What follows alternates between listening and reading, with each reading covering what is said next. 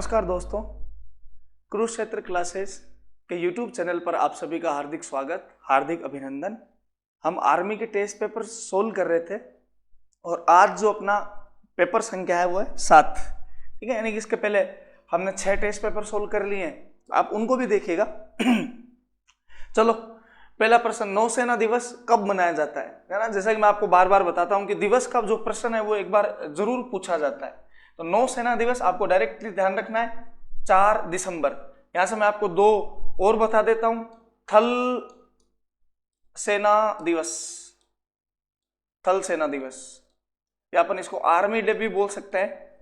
ठीक है, एक तो आपको ये याद रखना है और एक हमें जो है अपना वायुसेना दिवस,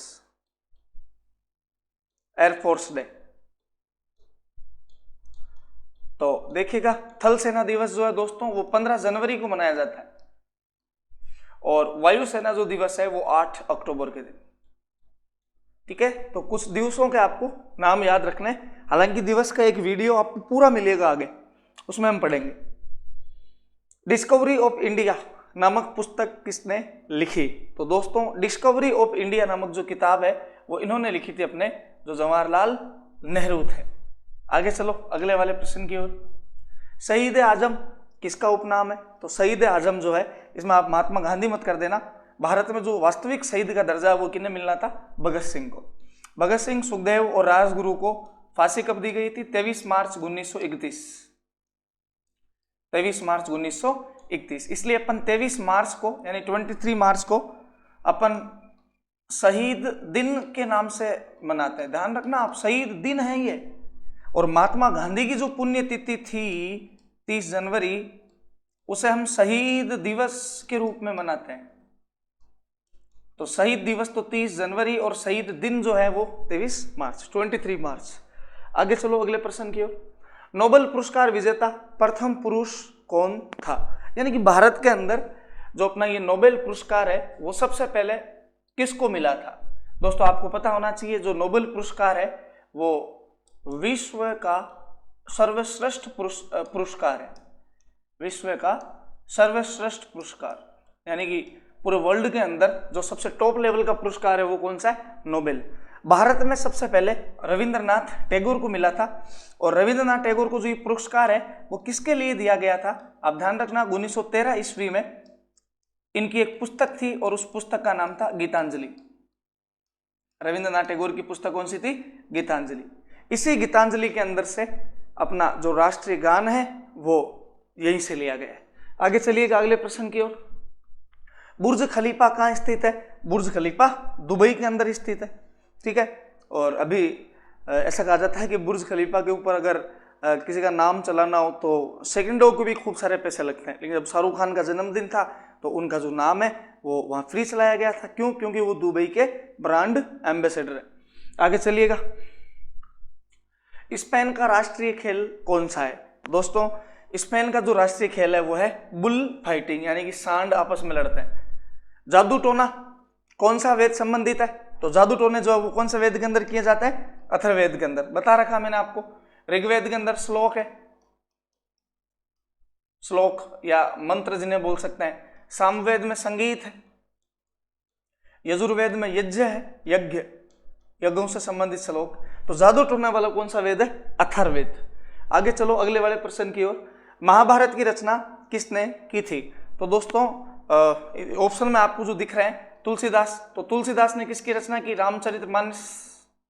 रामचरितमानस ये ग्रंथ लिखा था। महर्षि वाल्मीकि ने किसकी रचना की थी? रामायण की, रामायण। और जो अपने वेदव्यास जी थे उन्होंने किसकी रचना की थी? महाभारत की। और चीज आप और ध्यान रखना, जो वेदव्यास जी है इन्हें वेदों का संकलन करता भी कहा जाता है। यानी कि वेदों के जो संकलन करता थे वो भी कौन थे? अपने वेदव्यास जी थे। और महाभारत के रचयिता भी कौन थे? वेदव्यास जी थे। आगे चलो अगले प्रश्न की ओर। पुराणों की कुल संख्या कितनी थी? तो भारतीय इतिहास में जो पुराण है वो कितने हैं? 18। आगे, आजाद हिंद फौज की स्थापना कब की गई? ये देखिएगा, ये थोड़ा इंटरेस्टेड पॉइंट है। आजाद हिंद फौज की स्थापना कब और कैसे हुई थी? खैर इसका आंसर तो अपना 1943 हो जाएगा। देखो आजाद हिंद फौज का नाम आते ही अपने दिमाग में सीधा आते हैं सुभाष चंद्र बोस, और कई जगह तो यही पढ़ाया जाता है कि सुभाष चंद्र बोस ने आजाद हिंद की स्थापना की थी, वो गलत है। आजाद हिंद फौज के जो वास्तविक संस्थापक थे उनका नाम था कैप्टन मोहन सिंह। क्या नाम था? कैप्टन मोहन सिंह। आजाद हिंद फौज की पुनर्स्थापना या पुनर्गठन जो है वो सुभाष चंद्र बोस ने किया था 1943 में, ध्यान रखना आप। तो सुभाष चंद्र बोस ने तो जैसे इन्होंने कांग्रेस छोड़ी थी 1939 में, 1939 कांग्रेस छोड़ दी थी, महात्मा गांधी के इनके बीच में जो है वो थोड़े मतभेद हो गए थे, इसलिए 1939 में 1939 में सुभाष चंद्र बोस ने एक पार्टी बनाई थी और इनकी पार्टी का नाम था फॉरवर्ड ब्लॉक। पार्टी का नाम क्या था? फॉरवर्ड ब्लॉक, भारत में फॉरवर्ड ब्लॉक नाम से। फिर ये जर्मनी चले जाते हैं, हिटलर से मुलाकात करते हैं, हिटलर नेताजी की उपाधि देता है। फिर ये जापान की सिंगापुर सिटी में चले जाता है और वहां आजाद हिंद फौज की स्थापना करते हैं। आगे चलो, निम्न में से अशोक के शिलालेखों की लिपि कौन सी नहीं है? तो देखो अशोक के जो शिलालेख थे या अशोक के जो अपने अभिलेख थे उनकी लिपियां 4 प्रकार की थी। 4 प्रकार की कौन कौन सी? एक तो थी ब्राह्मी, एक थी अरमाइक,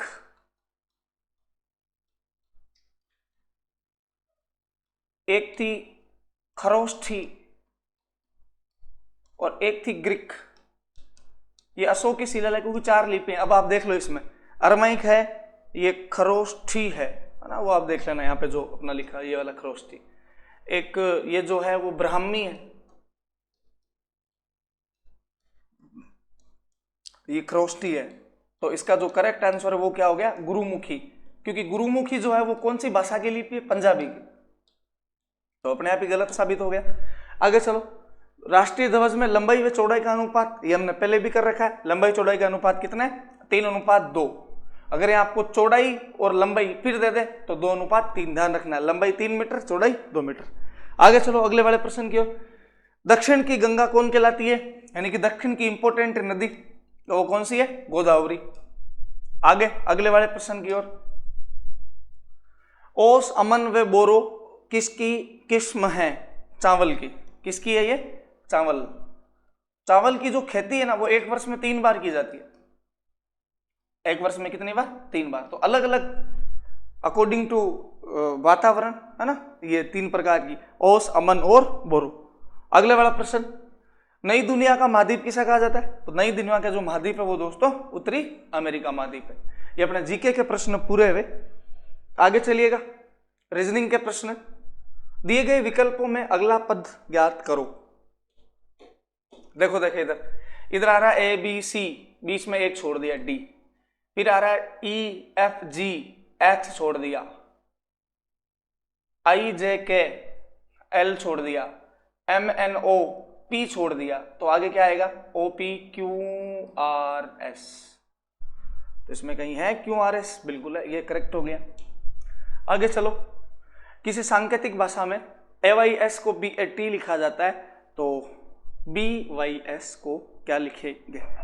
बड़ा सिंपल सा प्रश्न है, देखिएगा यहां पे इसने जो है ए को क्या लिखा है? बी लिखा है, एस को क्या लिखा है? टी लिखा है। तो ए से बी हुआ मतलब कितना हुआ? +1। P Q R S T, S से टी हुआ तो कितना हुआ? 1+, मतलब लास्ट वाले तो 1 प्लस कर रहा है। तो अपना यहाँ का बी में अगर अपन 1 जोड़ेंगे तो क्या हो जाएगा? सी, और एस का आगे वाला क्या हो जाएगा? टी। अब बीच में देखो वाई, वाई से क्या हो रहा है? ए हो रहा है, ये वाई में 2 जोड़ रहा है, वाई के बाद में जेड, जेड के बाद में ए, तो यहां पर भी वाई में अपन 2 जोड़ेंगे तो क्या आ जाएगा? ये ए आ जाएगा। देन इसका आंसर क्या हो जाएगा? सी ए टी। आगे चलिएगा अगले प्रश्न की ओर। 1, 4, 9, 16, 25, 36, ठीक है। तो इसमें देखो स्क्वायर आ रहे हैं, ये 1 का स्क्वायर आ गया, ये 2 का स्क्वायर है, ये 3 का स्क्वायर है, ये 4 का स्क्वायर है, ये 5 का स्क्वायर है, ये 6 का है। तो आगे किसका पूछेगा? 7 का। 7 का स्क्वायर क्या होता है? 49 × 50, तो डी हो गया 49। आगे चलो, विजय 5 किलोमीटर दक्षिण दिशा की ओर चलता है, डायरेक्शन का प्रश्न है। इस डायरेक्शन के जो क्वेश्चन है ना, उनको भी अपने को एक एक लाइन टू लाइन लेके चलना है। तो पहले अपने को सिर्फ इतनी सी लाइन ही सोल्व करनी है कि विजय 5 किलोमीटर दक्षिण दिशा की ओर चला। यहां पे विजय खड़ा है, दक्षिण दिशा की ओर गया, कितना गया 5 किलोमीटर, ये हमने लिख दिया। अभी वो यहां खड़ा है, इसके बाद वह पुनः अपने दाहिनी ओर मुड़ता है। तो दाहिनी ओर मुड़ेगा तो इधर घूमेगा, इधर मुड़ा, ये रहा दाहिनी, और 5 किलोमीटर चलता है, यानी कि ये 5 किलोमीटर चल गया। अब वह अपने प्रारंभिक स्थल से कितना दूर है, मतलब जहां से स्टार्ट हुआ था ना वहां से कितना दूर है। तो अभी यहां है, अभी यहां पहुंच गया, तो ये दूरी अपने को ज्ञात करनी है। दोस्तों पाइथागोरस प्रमेय आपने सुना होगा, कर्ण स्क्वायर, ये लंब स्क्वायर और ये अपना आधार स्क्वायर। तो इसका फॉर्मूला क्या होता है, कर्ण स्क्वायर इज इक्वल टू आधार स्क्वायर प्लस लंब स्क्वायर। तो अपना आधार इसमें कितना है 5 है, लंब कितना है 5 है, तो 5 का स्क्वायर यहाँ पे 25, यहाँ पर भी 25, तो यहाँ पे कितना आ जाएगा 50 आ जाएगा। ये के स्क्वायर है, अगर अपन ओनली के की वैल्यू निकालेंगे तो के इज इक्वल टू रूट 50। तो 50 में से अगर अपन अपने को ऑप्शन में दिख रहा है, नहीं दिख रहा है, तो इसको रूट के बाहर निकालेंगे। तो 50 के अपन 2 टुकड़े कर सकते हैं, 25 × 2। वो टुकड़े इस आधार पर करेंगे कि कौन सी पूर्ण वर्ग संख्या बनती है, तो 25 बनती है। अब 25 को जब अपन रूट से बाहर निकालेंगे तो क्या आ जाएगा 5 आ जाएगा, और अंदर क्या आ जाएगा √2। तो इसका आंसर क्या हो गया 5√2। आगे चलो अगले वाले प्रश्न की ओर। एक सांकेतिक भाषा में 1 5 7 8 9 को x t z l लिखा जाए तो 2 3 5 4 को क्या लिखेंगे। देखो ऐसे प्रश्नों में आपको ध्यान रखना है कि 2 3 5 4 9 इनके बारे में मैं पूछा है, तो ऐसे में अगर आप गैप निकालोगे, कुछ कोड निकालोगे, कुछ नहीं निकलेगा जहां आपको 2 वर्ड दे रखे हो। देखो अधिकतर क्या होता है कि अपने को ये एक ही दे रखा होता है और अगले के बारे में पूछ लेता है, लेकिन यहाँ पे कितने दिए हुए टोटल क्वेश्चन के अंदर 2 तो दिए हुए अपने को कोड, और पूछा तीसरे के बारे में। मतलब ये जो कोड होते हैं ना वो क्वेश्चन के अंदर ही होते हैं, ठीक है। तो इसमें देखो 2, यहाँ पे 2 है, ठीक है। तो 2 को इसने क्या लिखा है n लिखा है, तो अपन भी इस 2 को क्या लिख देंगे n। आगे इधर भी 3 है, इधर भी 3 को इसने क्या लिखा है p लिखा है, तो अपन 3 को क्या लिख देंगे p लिख दिया। आगे चलो 4, खैर इधर 5 है, तो 5 को देखो यहाँ 5 का कोड यहाँ मिल रहा है, 5 का जो है वो क्या मिला t मिला, तो यहाँ लिख दिया t। फिर अपने आगे 4 का, तो 4 का देखो ये रहा, इधर 4, इधर है s, तो इसका s हो गया। और आगे 9 का, तो 9 का ये लास्ट यहाँ पे 9, यहाँ पे l, तो यहाँ पे क्या हो जाएगा। अब देखिएगा ये ऑप्शन में ढूंढना है NPTSL, तो NP ये रहा चौथा, ठीक है। चलिए दोस्तों नमस्कार, मैं हूं दीपेंद्र सिंह राठौड़ और जितेंद्र सर ने आपको जीके का और रीजनिंग का पेपर सॉल्व करा दिया है। तो अब हम बढ़ते हैं मैथ्स और साइंस के पेपर की तरफ। दोस्तों एग्जाम की घड़ी नजदीक है, जी भर के लग जाइए, अपने पूरे जोश को एग्जाम तक झोंक दीजिए। इन 6-7 दिनों में ज्यादा से ज्यादा टेस्ट पेपर सॉल्व कीजिए, ज्यादा से ज्यादा मॉडल पेपर सॉल्व कीजिए। इससे आपकी प्रैक्टिस को अंदाजा मिलेगा कि आप किस स्तर पे हो, आपको अपने आप को आंकने का मौका मिलेगा। और जितने टेस्ट पेपर सॉल्व करोगे आपकी प्रैक्टिस उतनी तेज होगी और उतना ही आप एग्जाम में अच्छा परफॉर्म कर पाओगे। तो दोस्तों चलिए बिना समय को व्यर्थ करते हुए बढ़ते हैं अगले क्वेश्चन की तरफ। पहला क्वेश्चन हमारा साइंस का, 32 डिग्री फ़ारेनहाइट कितने के बराबर होता है। तो आपसे बोला है बताओ 32 डिग्री फ़ारेनहाइट कितने सेल्सियस के बराबर होता है। तो आप सभी को पता है, मैंने एक फॉर्मूला बताया था। फॉर्मूला क्या क्या बताया था, C/5 F बराबर F माइनस 32/9 बराबर K माइनस 273/5। ये फॉर्मूला मैंने बताया था सेल्सियस, फ़ारेनहाइट और केल्विन में। जब भी अपन ने ऊष्मा एवं ताप वाला चैप्टर पढ़ा था फिजिक्स में, तब मैंने आपको ये बताया था कि ये तीनों तापक्रम पैमानों में संबंध होता है और आपके सारे जो प्रश्न हैं वो इन्हीं से आपके निकलेंगे। तो दोस्तों अगर आपने वो बात ध्यान रखी होती तो आप इस क्वेश्चन को आसानी से कर पाएंगे। तो देखिए हमें किसके अंदर चाहिए संबंध, हमें चाहिए किसके अंदर, फ़ारेनहाइट और सेल्सियस के अंदर। तो अगर फ़ारेनहाइट और सेल्सियस के अंदर संबंध चाहिए तो दोनों को उठा लो, सेल्सियस बटा 5। फ़ारेनहाइट के लिए कितना रखना है आपको, फ़ारेनहाइट के लिए रखना है 32 डिग्री। तो अगर मैं फ़ारेनहाइट की जगह 32 डिग्री करता हूं तो F माइनस 32 है ना, तो 32 माइनस 32/9, ये 0 हो जाएगा। अगर ये 0 हो गया क्रॉस मल्टीप्लाई हो जाएगा तो 9c बराबर 32 - 32 0, 5 को 0 से किया 0, c बराबर कितना हो जाएगा 0 डिग्री।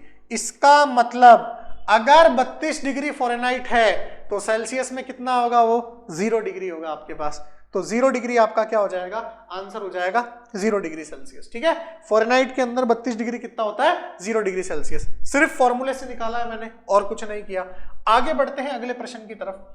नेक्स्ट क्वेश्चन है आपका, खगोलीय दूरी मापने की इकाई है। मैंने पहले ही बताया था खगोलीय दूरी क्या होती है, सूर्य से पृथ्वी की दूरी, पृथ्वी से चंद्रमा की दूरी, पृथ्वी से शुक्र ग्रह की दूरी, इन सब की दूरियों को खगोलीय दूरियां कहा जाता है। बहुत लंबी लंबी होती है ये, और इन सबको मापने की इकाई क्या होती है, इन सबको मापने की इकाई होती है प्रकाश वर्ष। क्या होती है दोस्तों, प्रकाश वर्ष। और मैंने बताया था आपको एक प्रकाश वर्ष जो है, एक प्रकाश वर्ष, ये पहले भी बताया था मैंने, अगर आपने गौर से देखा हो तो एक प्रकाश वर्ष 9.46 × 10⁻16 मीटर के बराबर होता है। आप सभी को बताया था मैंने। ठीक है, अगर आपने देखा हो तो आप कर पाओगे इस क्वेश्चन को। प्रकाश वर्ष की इकाई होती है खगोलीय दूरी की। चलिए आगे बढ़ते हैं अगले क्वेश्चन की तरफ। निम्न में से कौन सा इलेक्ट्रॉनिक यंत्र नहीं है। इलेक्ट्रॉनिक मतलब क्या होता है, जिसमें आपको इलेक्ट्रिसिटी की जरूरत ना हो। तो देखिए, मतलब इलेक्ट्रिसिटी मतलब कहने का मतलब ये आपके इलेक्ट्रॉनिक कामों में काम नहीं आना चाहिए। मतलब इलेक्ट्रॉनिक मतलब टूल्स, उसके अंदर इलेक्ट्रॉनिक्स ना लगे हो। कंप्यूटर इलेक्ट्रॉनिक होता है, रेडियो इलेक्ट्रॉनिक होता है, टेलीविजन इलेक्ट्रॉनिक होता है, सब। बल्ब आपका ऐसा यंत्र है जो इलेक्ट्रॉनिक नहीं है। चलिए आगे बढ़ते हैं अगले क्वेश्चन की तरफ। शीतल पेय, शीतल पेय का मतलब होता है कोल्ड ड्रिंक। क्या होती है दोस्तों, cold drink, Pepsi, Thums Up, Coca Cola, है ना, ये सब क्या होती है, कोका कोला, ये सब कोल्ड ड्रिंक होती है। तो इन कोल्ड ड्रिंक के अंदर CO2 भरी जाती है। वो बुलबुले उड़ते हैं ना, झाग उड़ते हैं, कोका कोला को दबा के लाते हैं यूं, है ना, फिर झाग उड़ते हैं। वो झाग किसके कारण उड़ते हैं, कार्बन डाइऑक्साइड के कारण उड़ते हैं। ठीक है, तो नहीं पीनी चाहिए कोल्ड ड्रिंक। ठीक है, कार्बन डाइऑक्साइड मिलाई जाती है किसके अंदर, कोल्ड ड्रिंक के अंदर, शीतल पेय के अंदर। चलिए आगे बढ़ते हैं अगले क्वेश्चन की तरफ। नेक्स्ट क्वेश्चन है आपका, प्रतिरोध का मात्रक क्या है। तो आप सभी को पता है प्रतिरोध की परिभाषा किसने दी थी, ओम नामक वैज्ञानिक ने दी थी। तो इसका प्रतिरोध का मात्रक क्या हो जाएगा, ओम हो जाएगा। ठीक है, जिसका साइन होता है ये वाला। ठीक है, तो ओम प्रतिरोध का क्या हो जाएगा, मात्रक। आगे बढ़ते हैं अगले क्वेश्चन की तरफ। साधारण नमक का रासायनिक सूत्र क्या है। तो साधारण नमक का रासायनिक सूत्र होगा NaCl। क्या होगा दोस्तों, NaCl। साधारण नमक का रासायनिक सूत्र क्या हो जाएगा प्यारे बच्चों, NaCl। पहले ही बताया था मैंने, कल ही केमिस्ट्री क्लास परसों जब ली थी उसके अंदर बताया था। आगे बढ़ते हैं अगले क्वेश्चन की तरफ। बिजली के हीटर का इलामेंट किस धातु का बना होता है। तो बिजली के हीटर का जो तार होता है वो किसका बना होता है, वो बना होता है आपके पास नाइक्रोम का। किसका बना होता है प्यारे बच्चों, नाइक्रोम का। नाइक्रोम एक क्या है, नाइक्रोम एक मिश्र धातु है। नाइक्रोम कैसी धातु है, मिश्र धातु है। किसकी बनी होती है नाइक्रोम, नाइक्रोम बनी होती है दो तत्वों की। एक तो होता है नाई से निकल, नाई से निकल, क्रोम से क्रोमियम। तो नाइक्रोम की जो बनी होती है वो निकल प्लस क्रोमियम से। तो इसका आंसर क्या हो जाएगा, यहाँ पे नाइक्रोम लिख लेना, ये निकोम नहीं है, ये नाइक्रोम है। ठीक है, तो नाइक्रोम लिख लेना और ये आंसर हो जाएगा आपका ऑप्शन नंबर ए। ठीक है दोस्तों, तो ऑप्शन नंबर ए आपका क्या हो जाएगा, आंसर हो जाएगा नाइक्रोम। आगे बढ़ते हैं अगले क्वेश्चन की तरफ। जब नीले लिटमस पेपर को एसिटिक अम्ल में रखा जाता है तो नीला लिटमस पर पेपर किस रंग का हो जाता है। आप सभी को पता है जो अम्ल होता है, जो अम्ल होता है, अम्ल के आखिर में क्या आ रहा है, ले। तो जिसके आखिर में ले आएगा वो उसी लिटमस पत्र को चेंज करेगा। तो बताओ नीले लिटमस पत्र को किस में बदलेगा, लाल, ले आ रहा है ना लास्ट में। तो अम्ल नीले लिटमस पत्र को किस में बदल देता है दोस्तों, लाल में बदल देता है। तो नीले लिटमस पेपर को किस में रखा गया है, अम्ल में रखा गया है। तो कैसा हो जाएगा, वो लाल हो जाएगा। और क्षार जो होता है वो लाल को क्या कर देता है, नीला कर देता है। चलिए आगे बढ़ते हैं अगले क्वेश्चन की तरफ। हवा में 0 डिग्री सेंटीग्रेड पर ध्वनि की गति होती है। आप सभी को बताई थी मैंने, हवा में 0 डिग्री सेंटीग्रेड पर ध्वनि की जो गति मापी जाती है वो कितनी मापी जाती है, 332 मीटर प्रति सेकंड। कितनी मापी जाती है, 332 मीटर प्रति सेकंड। किसी किसी किताबों में आपको 330 भी लगेगी, लेकिन ऑफिशियल लगभग 332 ही माना जाता है। ठीक है दोस्तों, तो आपको यही करनी है, ध्यान रखना। आगे बढ़ते हैं अगले क्वेश्चन की तरफ। शरीर में विटामिन सी की कमी से कौन सा रोग होता है? विटामिन सी की कमी से एक ही रोग होता है, और उस रोग का नाम बहुत ही फेमस है, स्कर्वी। और इस स्कर्वी रोग में मसूड़ों में क्या हो जाती है? सूजन आ जाती है और छाले पड़ जाते हैं। तो स्कर्वी रोग विटामिन सी की कमी से होता है। आप सभी को पता है विटामिन सी जो होता है खट्टे फलों में होता है, जैसे आंवला, संतरा, इनके अंदर सबसे ज्यादा विटामिन सी होता है। विटामिन सी का एक और नाम होता है एस्कॉर्बिक अम्ल। क्या नाम होता है दोस्तों? एस्कॉर्बिक अम्ल। ध्यान रखना, विटामिन सी का एक नाम और होता है एस्कॉर्बिक अम्ल। क्या नाम होता है? एस्कॉर्बिक अम्ल। और ये खट्टे फलों में पाया जाता है। इसका स्रोत क्या है? खट्टे फल। क्या है इसके स्रोत? खट्टे फल। ठीक है, जैसे संतरा है ना, आंवला सबसे तगड़ा स्रोत होता है इसका। ठीक है, तो ये आप ध्यान रखना। अगले क्वेश्चन की तरफ बढ़ते हैं। नेक्स्ट क्वेश्चन है आपका, पृथ्वी पर मानव द्वारा सबसे पहले उपयोग की गई थी कौन सी धातु पृथ्वी पर सबसे पहले उपयोग की गई थी? तांबा। ये भी क्वेश्चन मेरा बताया हुआ है, तांबा सबसे पहले उपयोग की गई थी पृथ्वी के ऊपर। ठीक है, आगे बढ़ते हैं अगले क्वेश्चन की तरफ। नेक्स्ट क्वेश्चन है आपका, हवा में ऑक्सीजन का प्रतिशत कितना है? हवा में ऑक्सीजन का प्रतिशत कितना है तो आप सभी को पता है, मैंने बताया था। अगर मैं बात करूं हवा में, मैंने बताया था आपको ये क्वेश्चन, ठीक है, जब केमिस्ट्री की वीडियो थी उसके अंदर पदार्थ के अंदर बताया था। हवा में अगर मैं बात करूं तो नाइट्रोजन कितने परसेंट होती है? 78% सबसे ज्यादा। उसके बाद ऑक्सीजन होती है कितने परसेंट? 21%। उसके बाद कार्बन डाइऑक्साइड की होती है कितने परसेंट? 0.04%। ठीक है, उसके बाद अगर मैं बात करूं ऑर्गन कितनी होती है? 0.93%। तो इस प्रकार से बाकी अन्य गैसें होती है। बाकी क्या होती है? अन्य गैसें होती है, जितनी मात्रा में बची हुई है, काफी सारी गैसेस होती है। तो सबसे ज्यादा नाइट्रोजन होती है, लेकिन ऑक्सीजन कितने परसेंट होती है? 21% होती है। तो आपका आंसर क्या हो जाएगा? 21% ऑक्सीजन हो जाएगा। चलिए दोस्तों, उम्मीद करता हूं समझ में आया होगा। आगे बढ़ते हैं नेक्स्ट क्वेश्चन की तरफ। क्वेश्चन नंबर 30, पीलिया रोग से ग्रसित रोगी की आंखों का रंग क्या हो जाता है? तो देखिए, पीलिया रोग से ग्रसित रोगी की आंखों का रंग हो जाता है पीला। कैसा हो जाता है दोस्तों? पीला। आप सभी को पता है पीलिया में आंखें कैसी हो जाती है? पीली हो जाती है। ठीक है, जैसे पीली लुगड़ी होती है वैसे आंखें भी कैसी हो जाती है? पीली हो जाती है। आगे बढ़ते हैं अगले क्वेश्चन की तरफ। ध्वनि की चाल, क्वेश्चन बीच में छूट गया था 25। ध्वनि की चाल किस में मापी जाती है? जूल में तो ऊर्जा मापी जाती है, डेसिबल में ध्वनि की तीव्रता मापी जाती है, मीटर पर सेकंड में ध्वनि की क्या मापी जाती है? चाल मापी जाती है। 330 मीटर पर सेकंड, 332 मीटर पर सेकंड, 340 मीटर पर सेकंड, ये सब मीटर प्रति सेकंड में मापी जाती है। चलिए आगे बढ़ते हैं अगले क्वेश्चन की तरफ। क्वेश्चन नंबर अगला, 120 मीटर और 160 मीटर के आयताकार मैदान से 40 मीटर और 60 मीटर के कितने मैदान बन सकते हैं? ये मीटर है, ध्यान रखना। 40 मीटर के कितने मैदान बन सकते हैं? साइंस के क्वेश्चन आपके पूरे हुए, अब अपन गणित के क्वेश्चन की तरफ चल रहे हैं, तो ध्यान से देखिएगा। पहला क्वेश्चन है, अब देखिए आयत का क्षेत्रफल क्या होता है? अगर मैं आयत के क्षेत्रफल की बात करूं, अगर मैं आयत के क्षेत्रफल की बात करूं प्यारे दोस्तों, तो आयत का क्षेत्रफल होता है लंबाई इंटू चौड़ाई। क्या होता है दोस्तों? लंबाई इंटू चौड़ाई। अब देखिए, एक बड़ा आयत है, इस बड़े आयत की लंबाई है 120 इंटू चौड़ाई 160, ये इसका क्षेत्रफल हो गया। अब मुझे इससे छोटे आयत बनाने हैं, तो उन छोटे आयत को कितने बन सकते हैं? तो अगर आपके कभी भी ऐसा क्वेश्चन आए तो बड़े आयत के क्षेत्रफल में से छोटे आयत का क्षेत्रफल क्या कर देना? भाग दे देना। तो बड़े आयत के क्षेत्रफल में से छोटे आयत का क्षेत्रफल कितना हो जाएगा? 40 इंटू 60। अगर इसका भाग दे दोगे तो ये छोटे आयतों की क्या आ जाएगी? संख्या आ जाएगी। छोटे आयतों की क्या आ जाएगी?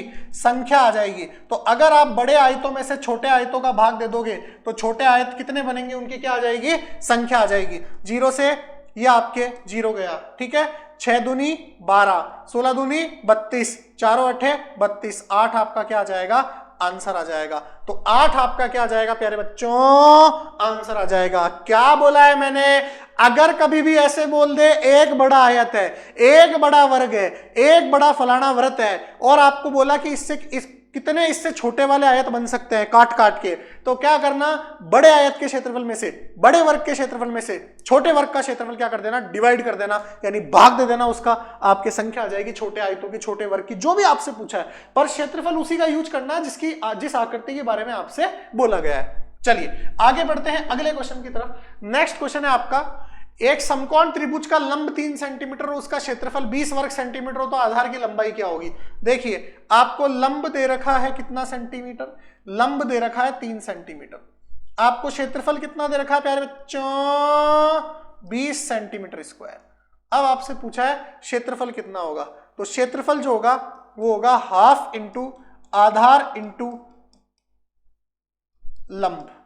समकोण त्रिभुज का क्षेत्रफल होता है हाफ इंटू आधार इंटू लंब, ये फॉर्मूला ध्यान रखना है। समकोण त्रिभुज के क्षेत्रफल का हाफ इंटू आधार इंटू लंब। क्षेत्रफल कितना है 20, आधार कितना है, आधार आपसे पूछा है तो x मान लो, लंब कितना है 20 सेंटीमीटर स्क्वायर, 2 से 10 बार 0 से 0, x का मान कितना आ गया 2 सेंटीमीटर, आपका क्या आ जाएगा आंसर आ जाएगा। यानी ओह यहां से 2 दूनी 4 40, कहां गलती करी है 20 वर्ग सेंटीमीटर। देखिए वापस देखते हैं एक बार, कैलकुलेशन में मिस्टेक तो नहीं करी है कहीं पे। ओके देखिए क्षेत्रफल कितना दे रखा है 20 वर्ग सेंटीमीटर, हाफ आधार कितना दे रखा है नहीं दे रखा, तो आधार को x मान लो। लंब कितना दे रखा है 3 सेंटीमीटर, तो 2 इंटू 2 20 दूनी 40 हो जाएगा यहां से, तो 20 दूनी 40 हो गया बटा 3 हो गया, तो ये x का मान कितना हो जाएगा, x का मान आपके पास हो जाएगा 40 बटा 3 यानी 3 एकम 3 और 3 तरीका 9, 13 पॉइंट समथिंग आ जाएगा, जो इसके अंदर आंसर नहीं है। कोई बात नहीं, अगर आंसर नहीं है तो कोई फर्क नहीं पड़ता, अगर आंसर नहीं है तो कोई बात नहीं, ठीक है कोई बात नहीं। अगर आंसर नहीं है तो अपन इसी से कर लेंगे इसको कि 13 3 39 और ये बच गया 13.3, तो 13.3 आपका क्या हो जाएगा करेक्ट आंसर हो जाएगा 13.3 सेंटीमीटर, ये आपका करेक्ट आंसर है जो इन ऑप्शंस में नहीं है। कोई बात नहीं, आप देख लेना फॉर्मूला यही रहेगा। आगे बढ़ते हैं अगले क्वेश्चन की तरफ। नेक्स्ट क्वेश्चन, दो संख्याओं का महत्तम समापवर्तक कितना और उनका लघुत्तम समापवर्तक, उनका लघुत्तम समापवर्तक, तो दो संख्याओं का महत्तम समापवर्तक इतना और उनका लघुत्तम समापवर्तक इतना है, तो यानी एलसीएम तो आपके पास है 693 और एचसीएफ कितना है, एचसीएफ महत्तम समापवर्तक है 11, एक संख्या 77 है, तो बताओ दूसरी संख्या कितनी होगी। मैं इतनी बार से ये फॉर्मूला आपको रिपीट कर रहा हूं, ऐसा क्वेश्चन आरबी में जरूर आएगा, मैं पहले ही बोल रहा हूं। फॉर्मूला क्या है, दो संख्याओं में संबंध का, पहली संख्या इंटू दूसरी संख्या बराबर एलसीएम इंटू एचसीएफ, ये दो संख्याओं में संबंध का फॉर्मूला होता है। पहली संख्या है 77, दूसरी संख्या आपसे पूछी है, एलसीएम है 693 इंटू एचसीएफ है 11, 11 सत्ते 77 और इसको 7 से काटोगे तो 7 नम 63, 6 बच गया, फिर से 7 नम 63, तो 99 आपका क्या आ जाएगा आंसर। कुछ ही लगाया, पहली संख्या इंटू दूसरी संख्या बराबर दोनों का एलसीएम इंटू एचसीएफ, तो आपका 99 option number A is the correct answer. आगे बढ़ते हैं। 4 अंकों की सबसे बड़ी संख्या और छोटी संख्या का योगफल क्या होगा। 4 अंकों की सबसे बड़ी संख्या कौन सी होती है, तो अगर 4 अंकों की सबसे बड़ी संख्या की बात करूं तो होती है 9999, और सबसे छोटी संख्या कितनी होती है, 4 अंकों की सबसे छोटी संख्या होती है 1000, तो दोनों का योगफल क्या होगा, दोनों का योगफल होगा आपके पास 10,999, जोड़ लेना आप इनको, 1000 और 9,999 को जोड़ोगे तो कितना आएगा 10,999। चलिए आगे बढ़ते हैं अगले क्वेश्चन की तरफ। नेक्स्ट क्वेश्चन है, एक आदमी यदि 90 आदमी एक कार्य को 20 दिन में करते हैं तो बताओ उसी कार्य को 40 आदमी कितने दिनों में करेंगे। तो देखिए मैंने एक फॉर्मूला बताया था कि आदमी मैन 1 इंटू दिन 1 बराबर मैन 2 इंटू दिन 2, ये एक फॉर्मूला बताया था। 90 आदमी है, एक कार्य को 20 दिन में कर रहे हैं, तो बताओ 40 आदमी उसी कार्य को कितने दिनों में करेंगे। तो 0 से 0 गया, 90 दूनी 180 बटा 4 बराबर D2, ये आ जाएगा 4 चौक 16, 4 पंजे 20, 45 इज द करेक्ट आंसर। तो 45 आदमी 40 आदमी 45 दिनों में ये काम कर देंगे। चलिए आगे बढ़ते हैं अगले क्वेश्चन की तरफ। दिए गए विकल्पों में से श्रेणी को पूरा करो। देखिए 7 दूनी 14, 14 दूनी 28, 28 दूनी 56, 56 दूनी 112, आंसर आ जाएगा 112। सब गुणा हो रहा है आपस में डबल बार, ठीक है। तो चलिए आगे करते हैं अगले क्वेश्चन की तरफ। राज ने 100 रुपए में एक छाता खरीदकर 10 रुपए के लाभ पर बेच दिया। क्रय मूल्य कितना है दोस्तों? क्रय मूल्य है 100 रुपए। कितने लाभ पे बेचा है? 10 रुपए के लाभ पे बेचा है। तो लाभ कितना हो जाएगा प्यारे बच्चों? 10 रुपए। आपसे पूछा विक्रय मूल्य, अरे ये तो बहुत आसान क्वेश्चन पूछ लिया। विक्रय मूल्य क्या होता है? क्रय मूल्य प्लस लाभ। तो क्रय मूल्य प्लस लाभ 100 प्लस 10 कितना हो गया? 110 रुपए आपका करेक्ट आंसर हो जाएगा। ऑप्शन नंबर ए, 110 रुपए आपका करेक्ट आंसर है। चलिए आगे बढ़ते हैं अगले क्वेश्चन की तरफ। साधारण ब्याज पर 5% की दर से एक धनराशि 4 वर्ष के बाद 900 रुपए हो जाती है। वह धनराशि क्या है? देखिए आपको दे रखा है, दर दे रखी है कितनी परसेंट? दर दे रखी है आपको 5%। टाइम, समय कितना दे रखा है? समय आपको दे रखा है 4 वर्ष। मिश्र धन कितना हो जाता है? धन, मिश्र धन कितना दे रखा है आपको? 900 रुपए। तो बताओ मूलधन क्या होगा? तो देखिए आप सभी को पता है मिश्र धन बराबर क्या होता है? मिश्र धन बराबर होता है मूलधन प्लस ब्याज। यही होता है दोस्तों, मिश्र धन बराबर होता है मूलधन प्लस ब्याज। तो अगर मैं बात करूं मिश्र धन की 900 रुपए है, मूलधन मैंने मान लिया x। अब ब्याज क्या होता है? साधारण ब्याज मूलधन इंटू दर, दर कितनी है? 5% इंटू समय, समय कितना है? 4 वर्ष बटे हुए 100, यही होता है ब्याज। चलिए अब देखिए 5 से कितनी बार गया ये? 20 बार, चारों पंजे 20। आ गया समझ में? नीचे 5 बचा, ऊपर से सब कुछ कट गया। ये नीचे 1 है। 1 और 5 का एलसीएम कितना आ जाएगा प्यारे बच्चों? 1 और 5 का एलसीएम आएगा 5। 1 का 5 में भाग दो 5 बार, 5 को x से गुणा करो 5x। इधर 5 को 5 में भाग दो 1 बार, 1 को x से गुणा करो, ऊपर x ही बचा है तो 1x। ये बच गया आपके पास, ये बच गया 6x। कितना बच गया ये आपके पास? 6x। तो मैं इधर कर देता हूं 900 बराबर 6x बटा 5। अगर मैं इसको वज्र गुणा करता हूं, ये इससे हो जाएगा, ये इससे हो जाएगा, या इसको काट दो आप सीधा सीधा, 6 कम 6, 6 पंजे 30 और ये 150 बार कट गया। अब अगर इसको वज्र गुणा करोगे तो 15 पंजे 75, 750 रुपए आपका क्या आ जाएगा? मूलधन आ जाएगा, जो आपका आंसर है 750 रुपए। क्या करा है मैंने? कुछ नहीं किया सर सिर्फ दर लिखी हुई थी, समय लिखी हुई थी, मिश्रधन लिखा हुआ था। तो मिश्रधन का फॉर्मूला क्या होता है? मूलधन प्लस ब्याज। मिश्रधन क्या होता है? मूलधन में ब्याज मिला के जो मिला, तो मूलधन को x मान लिया। ब्याज का फॉर्मूला हमें पता है, मूलधन इंटू दर इंटू समय बटा 100, तो आपका आंसर आ गया। चलिए आगे बढ़ते हैं अगले प्रश्न की तरफ। प्रथम 5 धनात्मक विषम संख्याओं का औसत क्या होगा? देखिए विषम संख्याएं क्या होती है? 1 3 5 7। प्रथम 5 धनात्मक विषम संख्याएं, तो विषम संख्या 1, दूसरी 3, तीसरी 5, अगली 7, अगली 9। ठीक है, विषम संख्या पूछी है, इन सब का औसत। तो औसत का फॉर्मूला क्या होता है? सबका योग बटा टोटल संख्या। भाई औसत का यही होता है ना फॉर्मूला, योग बटा टोटल संख्या कितनी है, कुल संख्या कितनी है। तो योग कितना हो जाएगा? 3 और 1 4, 4 और 5 9, 9 9 18, 18 6 24 और 1 25 बटा कितनी संख्याएं हैं? 5। तो 25 बटा 5 कितना आंसर हो जाएगा? 5 आंसर हो जाएगा। तो औसत कितना हो जाएगा प्यारे बच्चों? 5 हो जाएगा। चलिए आगे बढ़ते हैं अगले क्वेश्चन की तरफ। Question number 40। 35 मीटर प्रति सेकंड को किलोमीटर प्रति घंटा में बदलो। मैंने आपको पहले ही बताया था किलोमीटर प्रति घंटा को अगर आपको मीटर प्रति सेकंड में चेंज करना है तो किससे गुणा करना पड़ेगा? 5 बटा 18 से गुणा करना पड़ेगा। लेकिन यहां पे क्या पूछ रखा है प्यारे मित्रों? यहां पे बोला है मीटर प्रति सेकंड को किलोमीटर प्रति घंटा में करो। तो क्या कर दो, अगर मीटर प्रति सेकंड को किलोमीटर प्रति घंटा में गुणा चेंज करना हो तो क्या करना पड़ेगा? अरे 5 बटा 18 की जगह किससे गुणा कर दो? 18 बटा 5 से। तो उल्टा हो जाएगा काम। नहीं समझे क्या?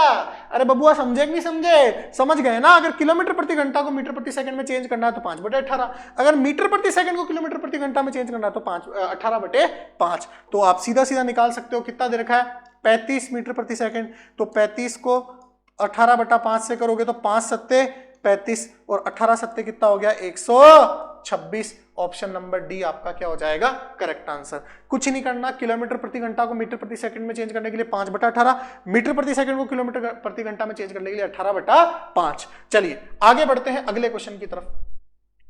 एक व्यक्ति की तनख्वाह 2000 रुपए है, यदि तनख्वाह में 14% की वृद्धि होती है तो नई तनख्वाह कितनी होगी? किसमें वृद्धि हुई है? तनख्वाह में वृद्धि हुई है। तनख्वाह है कितनी? 2000 या 20,000? 20,000। तो 14% की वृद्धि होगी, नई तनख्वाह कितनी होगी? 14% की वृद्धि हुई है, कितने की वृद्धि हुई है? 14% की। ठीक है, तो ऐसे भी कर सकते हो, नई वृद्धि हो जाएगी 100, नई तनख्वाह कितनी हो जाएगी? 114% हो जाएगी। या अगर नहीं समझ में आ रहा, कोई बात नहीं सर जी, हमको तो नहीं समझ में आता ये 114 कहीं से ले आते हो आप, तो कोई बात नहीं, इधर देखिए नई तनख्वाह में कितने परसेंट की वृद्धि हुई है? 14% की। तो ये 0 से 0 गया, 14 दूनी 28, यानी 2800 रुपए की वृद्धि हुई है। कितने की वृद्धि हुई है? 2800 रुपए की। तो बताओ टोटल नई तनख्वाह कितनी होगी? तो नई तनख्वाह कितनी होगी? नई तनख्वाह हो जाएगी आपके पास 20,000। 20,000 प्लस 2800 कितनी हो जाएगी प्यारे प्यारे बच्चों? 22,800 रुपए नई आपकी क्या हो जाएगी? तनख्वाह हो जाएगी। Option number D 22,800 is the correct answer. चलिए आगे बढ़ते हैं अगले क्वेश्चन की तरफ। नेक्स्ट क्वेश्चन है, निम्न में से कौन सी संख्या पूर्ण वर्ग है? निम्न में से कौन सी संख्या पूर्ण वर्ग है? देखिए दोस्तों, सबसे पहली बात तो एक चीज ध्यान रखना आप कि अगर किसी भी संख्या के, कौन सी संख्या पूर्ण वर्ग नहीं हो सकती? अगर किसी भी संख्या के अंत में 2 है, किसी भी संख्या के अंत में 3 है, किसी भी संख्या के अंत में 7 है, किसी भी संख्या के अंत में 8 है, तो वो संख्या कतई पूर्ण वर्ग नहीं हो सकती। अगर ये संख्याएं किसी भी संख्या के अंत में है तो वो संख्या पूर्ण वर्ग नहीं हो सकती। तो पहले तो ये देख लो, क्या ये सारी संख्याएं किसी के अंत में है? क्या नहीं है। ठीक है, ना 2 है, ना 3 है, ना 7 है, 8 है। अब देखो हो क्या सकती है। सबसे पहले 0 हो सकता है अंत में, 4 हो सकता है अंत में, 5 हो सकता है अंत में। ठीक है, 5 हो सकता है, और क्या हो सकता है? 6 हो सकता है अंत में, 9 हो सकता है, जो इनके अलावा बचेगी सब हो सकती है। लेकिन देखिए कभी भी जब 0 अंत में आता है पूर्ण वर्ग के तो वो डबल 0 आता है। जैसे 10 का स्क्वायर 100, 20 का स्क्वायर 400, है ना? तो ऐसे जब भी स्क्वायर होता है लास्ट में 0 आता है, तो 0 2 बार होता है, सिंगल बार कभी नहीं आता। तो 0 भी किसके अंदर आता है? पेयर के अंदर आता है, जोड़े के अंदर आता है। ठीक है, तो यहां पे 0 एक ही बार है, तो ये ऑप्शन क्रॉस हो गया। यहां पे 0 एक बार है, ये ऑप्शन क्रॉस हो गया। अब क्या बचा? 5 बचा। देखो जब भी 5 आता है तो 5 के साथ में दहाई अंक पे हमेशा 2 और होता है, यानी 25 के जोड़े के रूप में आता है। जैसे 5 का स्क्वायर 25, है ना? और अगर आपसे पूछ ले 15 का स्क्वायर 225, है ना? तो 25 जरूर आएगा लास्ट में। 5 तभी आएगा जब उसके आगे 2 और हो दहाई के स्थान पे। तो 5 के साथ 3 नहीं आ सकता, तो ये भी ऑप्शन खत्म हो गया। ऑप्शन क्या बचा? 1681, और यही आपका क्या है? करेक्ट आंसर है। ठीक है, 1681 आपका क्या है? करेक्ट आंसर है। ओके दोस्तों, चलिए आगे बढ़ते हैं। ऐसे काटना आपको ऑप्शंस को। आगे बढ़ते हैं अगले क्वेश्चन की तरफ।